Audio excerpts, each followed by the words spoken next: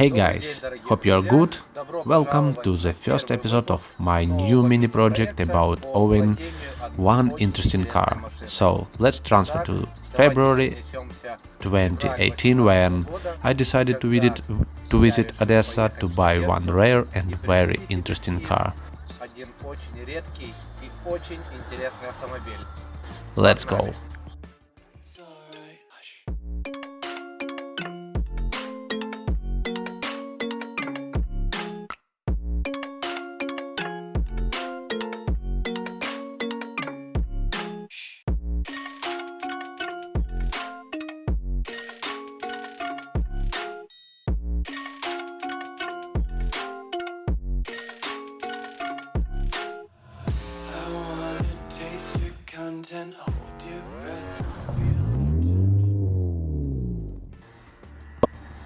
Hi everyone, welcome to the first episode of buying history and owning of old Japanese race car. Many years ago, like a lot of other youngers, I wanted to own a race car for my soul. The car I could tune like I want, not thinking it could fail one moment. And because my Prelude car history lasts for a long time, I decided to start my search directly on this car. Let me briefly tell you why Prelude. First of all, this is a very extraordinary car. Without emblems, it's hardly recognizable. After 6 years of owning the 5th-gen Prelude, there is understanding what and where it's situated, and in case of problems, I could fix it. And the last thing, in Prelude Club of Ukraine appeared one interesting car for the money, Prelude 93 on F20 engine. Let me tell you more about our car. In our case, we have almost the purest configuration. There are a lot of things we don't have: SRS, ABS, air conditioning, Optitron gauge cluster, seat heaters and so on. Car has 2-liter engine with 133 horsepower on the ordinary gearbox. Nevertheless, even in this configuration we have power roof, power headlights and power windows, gauge dimmer, non-factory headlights with lens projectors with very good light. We got a car on 15-inch standard wheels with winter tires.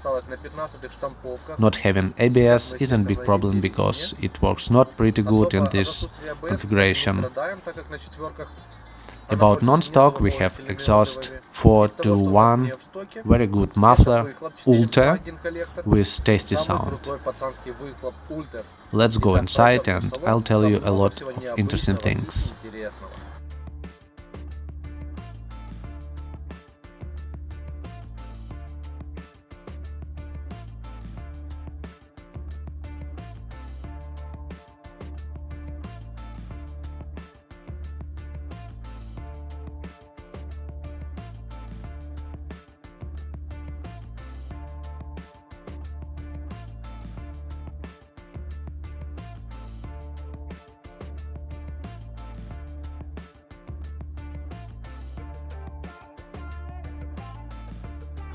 There are not so many overviews of Preludes in the internet, so I'll tell you briefly about it.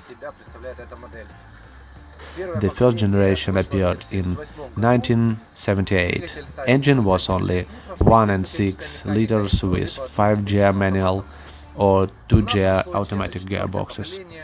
In our case, its fourth generation appeared in 1992 and had a really great amount of modifications and configurations. It came from the weakest 2-liter engine with 133 horsepower to the most powerful 2.2-liter tech engine. One of the coolest part was 4-wheel steering system. Even in the poorest configurations, Fogan had power side mirrors, power windows and roof, central locks, power steering, 6 speakers, and the richest configurations had climate control, heated seats, combined leather suede interior, subwoofer in the rear seats, traction control, airbags, ABS and so on. So let me finish on this. In the next episode we will take our car to the service and will manage the cheapest and the easiest type of tuning. If it is interesting for you, consider subscribing and sub up. The next episode will be very soon with a lot of interesting. See you, bye!